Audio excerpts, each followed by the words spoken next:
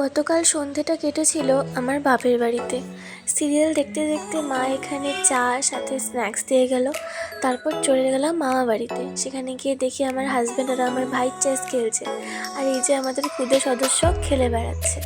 তারপর আমার মামার জন্মদিনের সমস্ত আয়োজন, এখানে আমার বাবা, আমার ভাই, আমার হাজব্যান্ড সবাই খুব আনন্দ করছিল। স্পিকারে গান চালানো হয়েছিল, আর এদিকে ছোট্ট একটা অ্যারেঞ্জমেন্ট করেছিল আমার মামি। আমার দিদা এদিকে মামাকে আশীর্বাদ করছে। তারপর সমস্ত রিচুয়ালস, আশীর্বাদের এসব কিছু মানা হচ্ছিল, পায়েস খাওয়ানো।